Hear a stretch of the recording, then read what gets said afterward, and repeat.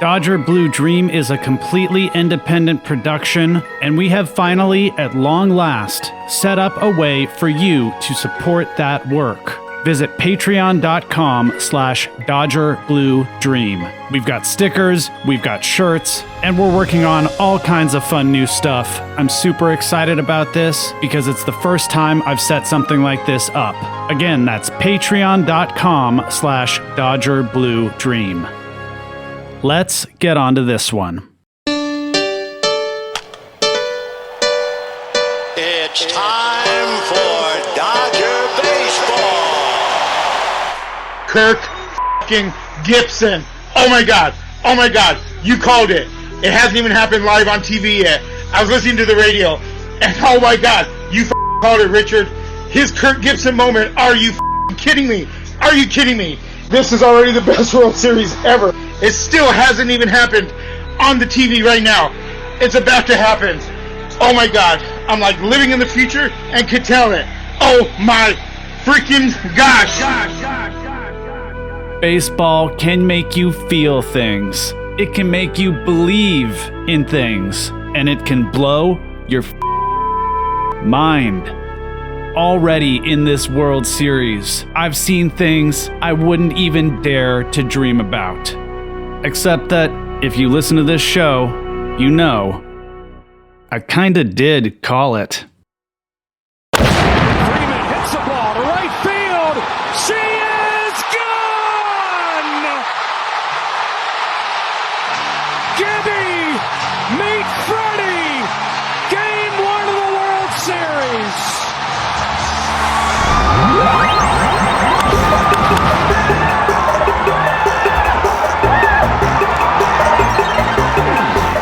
How about them Dodgers? What a game on Friday night, and another great one on Saturday. And the boys in blue are up in this best-of-7 series 2-0 as the Fall Classic travels to New York. Freddie Freeman stole the show on Friday night with a home run that will be remembered for as long as baseball will be played. And one that means everything to me, knowing what Freddie has been through this season. It's a story of overcoming, a story of persevering, and a triumph of a champion. And as we get ready for a guaranteed vibe shift as the Dodgers and Yankees travel to the Bronx, I want to take a moment to bask in the afterglow and look back on the first 2 games of this series. And when we do, there is one image. Freddie Freeman, his right arm stretched out high, holding a black-painted, gloss-finished bat, gleaming in the lights of Dodger Stadium, like a sword or a torch, a Statue of Liberty pose, as his walk-off grand slam home run ball to win Game 1 of the World Series sails into the right field pavilion, and Dodger Stadium explodes, just like it did at the end of Game 1 of the 1988 World Series, except I was there, and this is a moment I will never, ever forget. Welcome to Dodger Blue Dream. I'm Richard Parks III. Today's episode, Let Freeman Ring. Oh my freaking gosh. The story of Games 1 and 2 of the 2024 World Series. Let's go.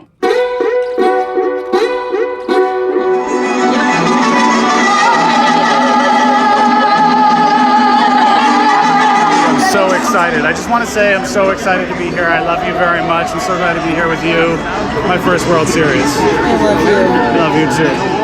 Friday night, I went to my first World Series game with my sister Elizabeth. After this, just living on bonus time, you know? Right. Yeah. And it was everything that I could have hoped for and much, much more.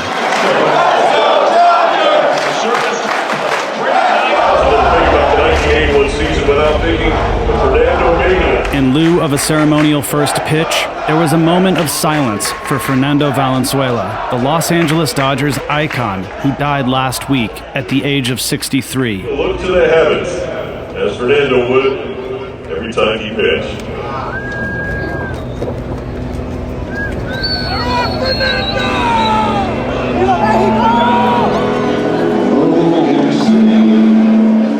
I knew that this game would be memorable, but I couldn't have anticipated that I would be there to witness a Game 1 that will go down in baseball history, with the Dodgers victorious. And the next day, I'd happily take in the game on my couch and watch the Dodgers win again. The boys in blue are up 2-0 as the World Series heads to New York City. And it already feels like we've seen so much. Contributions from up and down the lineup. Great starts from Jack Flaherty and Yoshinobu Yamamoto. Our Dogs from the bullpen, shutting things down. And the Dodgers are just looking like the better baseball team. But the story of this series so far is this Game 1 and the extra inning heroics of Dodgers first baseman Freddie Freeman.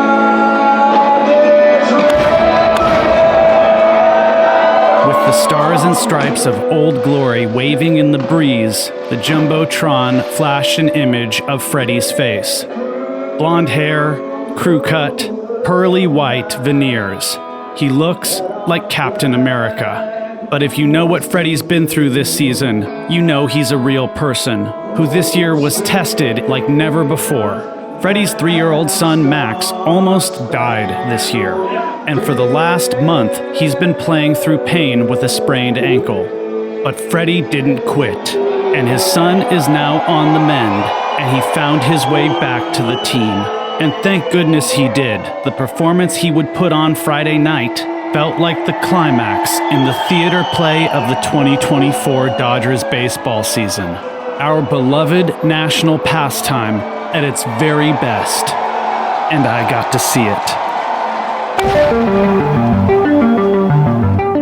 The box score for Game 1 says 6-3, but for a lot of this game, it was way closer than that. The Yankees had their ace on the mound, Garrett Cole, and he looked very, very good. And you all know that my biggest fear going into this series was our starting pitching. And I want to give a shout out to Burbank's own, the Harvard Westlake alum, Erewhon smoothie making Jack Flaherty, who ended up going 5 1/3 and giving up 2 runs, but he really kept us in this game. It was actually the Dodgers who drew first blood. High fastball's punched towards the right field corner. Soto When Kike tripled to right on a ball that Juan Soto misplayed, and Will Smith got the job done. Smith lifts it to right field. Soto's over. Hitting a sac fly to right to score Kike. Here comes Hernandez. Here comes Soto's throw. Bang, bang. But he's in safe. 1-0 Dodgers. But then the Yankees' big 3, well, actually the big 2, because Aaron Judge, the presumptive American League MVP, he hasn't been hitting at all. Judge is down swinging for the 3rd time. It was Soto who singled to center to lead off the 6th, and then Giancarlo Stanton, another LA kid, Notre Dame High School. Golfs one way back there, scraping the sky and giving the Yankees the lead. Hit a 412-foot moonshot into the left field pavilion, and that's what chased Flaherty out of the game. 2-1 Yanks in the 6th.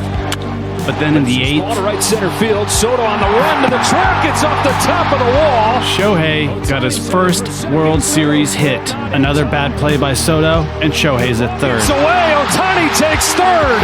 90 massive feet. And in the next at bat, Mookie drove him in with a sac fly. Betts lines it to center field. It's Judge to pull it in, but it's tied as Mookie Betts drives in Shohei Ohtani. Tie game at 2s. A great game, neck and neck, tit for tat. And here's where it gets interesting. Let's go to the top of the 10th inning. Blake Trinan, one of our most ferocious dogs, comes in out of the bullpen to face Jazz Chisholm Jr., the speedy Yankees third baseman, who reaches on a single. There goes Chisholm. No throw from Will Smith. Trinan's got a slow movement out of the stretch, and Jazz Chisholm steals 2nd and 3rd. And now stress on the infield. They're going to have to bring him in. Ground ball, diving stop. Edman can't get it out of his glove, and the Yankees take the lead. Trinan finishes the top of the 10th, but now it's 3-2 Yanks. Last ups. The Dodgers got to get it done in the bottom of the 10th, or the game's over. To lead off the bottom of the 10th, Will Smith flies out to right. Then Gavin Lux works a walk, and Tommy Edman reaches on an infield single. On a ball Yankees second baseman Gleyber Torres couldn't make a play on, which could have gone for 2. Edmonds on first, and Chris Taylor comes in to pinch run for Lux at second. And guess what time it is? That's right, it's showtime, baby. Shohei Ohtani is announced as the batter, and Yankees manager Aaron Boone calls to the bullpen for left-handed pitcher Nasty Nestor Cortez, who hadn't pitched in a ballgame in 37 days. Let's dig in on the Nestor decision because it will prove to be pivotal.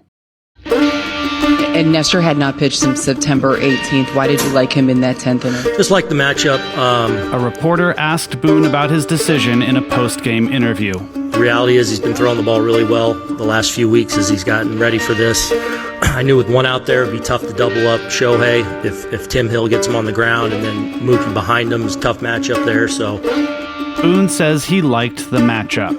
Lefty on lefty. Generally speaking, that's a disadvantage to a left-handed batter. And over the course of his career, Shohei was just 2 for 12 against Nasty Nestor Cortez. When asked how that factored into his decision, Boone said, "A little bit." Now on the flip side, Nestor hadn't pitched for over a month. He was coming off an injury, and here he is, coming in with 2 men on and just 1 out, with a 1-run lead in the bottom of the 10th inning, with the winning run on base in the World Series, to face the greatest baseball player on planet Earth. The Yankees had another lefty in their bullpen. His name is Tim Hill. The basic difference between Nestor and Hill is that Nestor's more likely to get a strikeout. With Hill, a hitter's more likely to make contact. And as Boone said, Shohei will be tough to double up. He's fast. So he's bringing in Nestor to go for the strikeout. But not just 1 strikeout. He has to get 2. And Major League Baseball has a 3-batter minimum rule. Any pitcher must face at least 3 batters before they can be taken out of a game. The only exception being if the inning ends before they do. So Boonie's bringing Nasty Nestor in to face Shohei Ohtani and Mookie Betts. And if either of them gets on, Freddie Freeman. The MV3. 3 of the greatest hitters alive.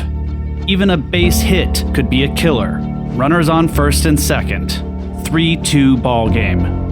Nasty Nestor with his doe eyes and his pitch-black mustache. The one thing that I know about his backstory, he takes the subway home from the ballpark after games at Yankee Stadium. Shohei Ohtani striding to the plate. I don't know if you ever love a matchup against Ohtani, but I felt like Nestor could give us a shot at it. Shohei stands in. Nestor gets the sign and the pitch. Cortez is lifted to left field. Verdugo runs over and makes the grab. Did he hold on? He did! Alex Verdugo makes the grab. He goes out of plate, but they get Ohtani on 1 pitch.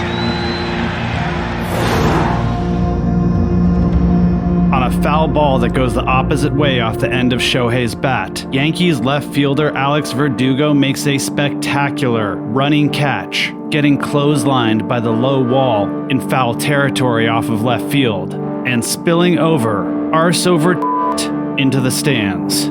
This was a majorly deflating moment. On 1 pitch, Nasty Nestor had gotten Shohei Ohtani to pop out, and the Dodgers were down to their final out. Just like that. But because Alex Verdugo's momentum carried him over the wall, all the way into the seats and out of play, a relatively obscure baseball rule, official baseball rule 5.09A1, meant that the Dodger runners on first and second were awarded an additional 90 feet, meaning now there were runners on second and third, the potential tying and go-ahead runs in scoring position, and Mookie Betts coming to the plate. Waved off Aaron Boone and the training staff.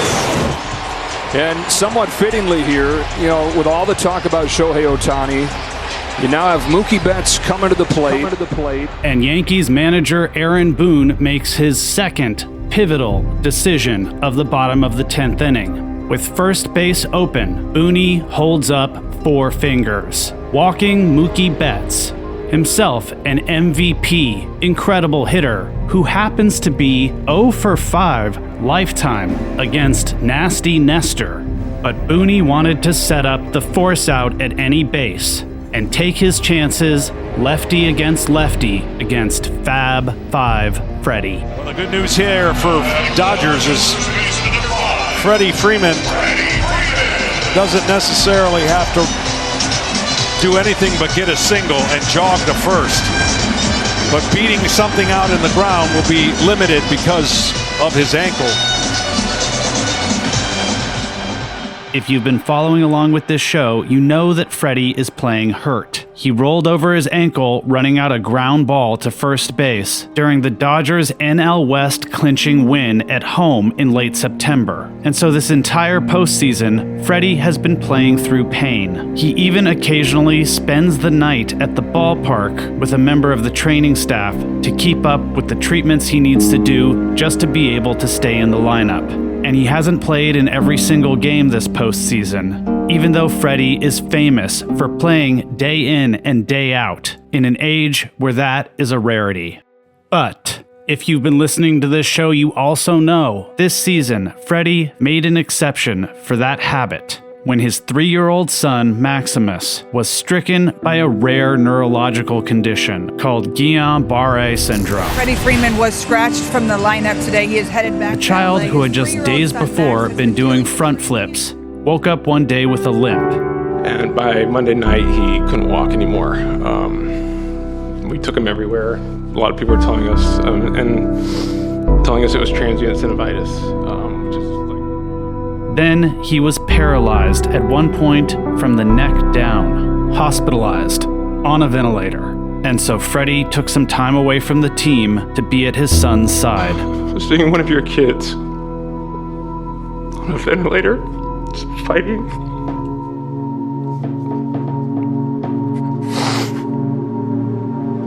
Max's incredible recovery and Freddie's return to the team was one of the most inspiring stories to come out of the 2024 baseball season. The entire team started wearing t-shirts that read Max Strong, and it was also the subject of our episode, Freddie's Return. It's been said that during the regular season, Freddie's ankle injury would have placed him on the IL for 4 to 8 weeks.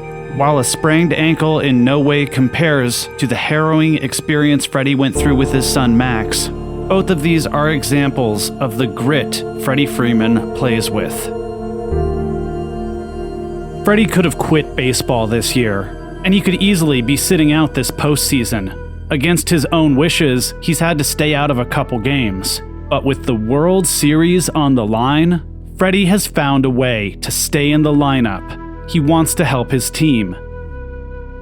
And as a hobbled Freddie Freeman strolled to the plate with the game on the line in the bottom of the 10th inning of the World Series, Game 1 at Dodger Stadium, it was impossible not to think of Game 1 of the 1988 World Series, when another hobbled, left-handed hitting MVP came to the plate in the bottom of the 9th in the same situation. Look who's coming up. In 1988, the last year that the Dodgers won a World Series that was followed by a parade in the streets of Los Angeles, the Dodgers faced the Oakland Athletics in Game 1 at Dodger Stadium. Kirk Gibson, who was the National League MVP that year, had hurt his leg in the National League Championship Series against the Mets, the same franchise that the Dodgers just beat to make it to the World Series this year. And while he was so badly hobbled that he didn't make the start that day, Gibson made an appearance in the bottom of the 9th inning with 2 outs as a pinch hitter against ace Oakland A's reliever Dennis Eckersley, with Vin Scully on the call. With 2 bad legs. The bad left hamstring and the swollen right knee. And with 2 out, you talk about a roll of the dice. This is it. Sachs waiting on deck, but the game right now is at the plate. High fly ball into right field. She is gone!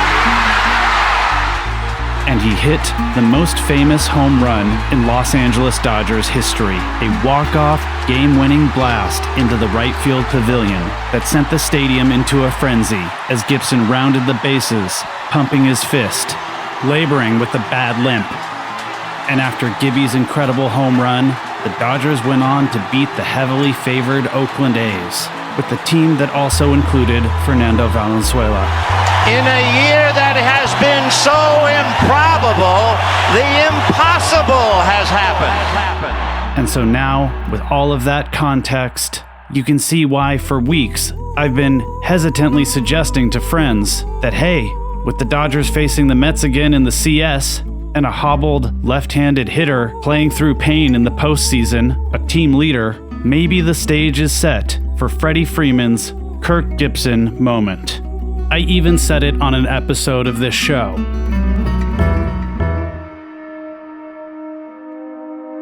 Because it's pretty much a distillate of what a Dodger blue dream means to me. I was 6 years old in 1988, but I wasn't at Dodger Stadium, and I wasn't yet following baseball. It was very shortly thereafter that I fell so deeply in love with the Dodgers and baseball. Just a little late to the party, and the only time the Dodgers have won the World Series since 1988 was 2020, and because of COVID, the games weren't played at Dodger Stadium, and LA didn't get to celebrate with a parade. Something out in the ground will be limited because of his ankle.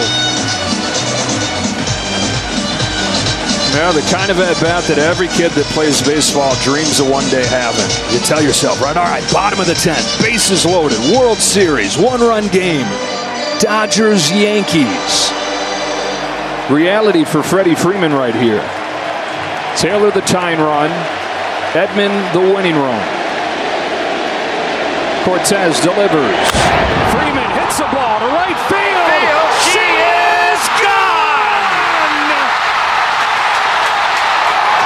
Gibby, meet Freddie! Game 1 of the World Series!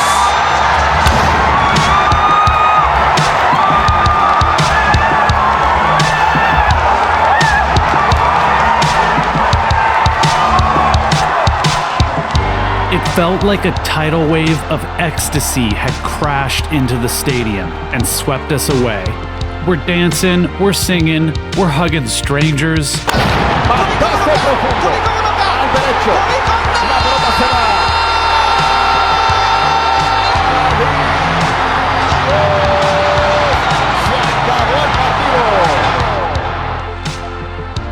I don't love bat flips, but this was such a good bat flip. He knows it's gone. He raises his bat like the Statue of Liberty and watches the home run ball disappear into the right field pavilion. And then he just gently releases his grip and the bat falls to the ground. The first ever walk-off grand slam in World Series history. To think of what he's been through this year makes it so much more meaningful that it was Freddie who won the game for us. It makes you want to persevere in the face of whatever your problems are and to be a champion the way that man is. I love Freddie Freeman. And, he has it all. Even a person like that will run into harrowing challenges in his life. And it's about how you deal with them. He went through all of that and found a way to give himself a chance to blow our minds the way that he did. That is inspiring. And Kirk Gibson hit that home run at 8:37 p.m. and Freddie Freeman hit his home run at 8:37 p.m. Obviously, without trying to jinx anything, it just feels like this is our year. And I just feel fortunate that I was there. And that vibe continued the next day with another great game with a lot of the same themes. Freddie hit another home run. He went back-to-back with Teo, and Tommy Edman hit one out too. A stellar outing from Yoshinobu Yamamoto, who gave up just one hit, a solo home run to Juan Soto. And the Yankees had just one hit into the 8th inning on Saturday night. And it's not just that. We're playing better defense. Nobody has questioned a single move by Dodgers manager Dave Roberts. And the vibes in the city are so high. Every time I leave the house, I have multiple conversations about the Dodgers with strangers, and the way this feels communal in the ballpark and throughout the entire city is a reminder that we all go through stuff and we deserve to feel good sometimes. So let's enjoy this, Los Angeles. Don't be afraid to let yourself feel good when things are going great. Dave Roberts, Top Step, rapping along word for word with Ice Cube to Good Day. Come on, that's pure LA. Damn right it was a good day. But of course, now we're headed for a vibe shift. Game 3 of the World Series kicks off tonight at 5:08 very specifically Pacific time, but it's not on the best coast. It's in the Bronx at Yankee Stadium. And we've got Walker Buehler going up against Clark Schmidt. The Yankees lineup hasn't been doing a whole lot, and we've shut Aaron Judge down completely. But now they got the home field advantage. First time the World Series is being played in the Bronx since 2009, and they got the short porch out there. If the Yankees lineup gets to Buehler, it's something to watch out for, because the plan is to pitch a bullpen game for Game 4. And let me give you a tip. Watch out for the turtleneck, Brent Honeywell Jr. If he's coming in to eat innings, hopefully he's able to give us some length and save the Dowgs in the bullpen, the high leverage guys. Because if needed, we're staying in New York for Game 5, which would be played on Thursday. A 2-0 lead sounds commanding. And of course, the odds are greatly in our favor in this best-of-7 series. But if you know anything about postseason baseball, you know the momentum can shift like that. Dodger Blue Dream is written and produced by me, Richard Parks III. Original music in this episode by William Ryan Fritch, Jonathan Snipes, The Blasting Company, and by me. Production assistance on this episode from Tyler Hill and Elizabeth Parks Kibbe. Special thanks to Thomas Beatty, Eli Horowitz, Caitlin Esch, Jordan Bass, and Brian Hidalgo, whose voice you heard at the top of the show, sounding as excited as we all felt when Freddie hit that one out. If you like Dodger Blue Dream, please check us out on Patreon. Go to patreon.com/DodgerBlueDream. We've got stickers, we've got shirts, and we finally set up a way for you to support this independent production. We'll be back soon with more episodes. Thank you very much for listening. Let's go, Dodgers.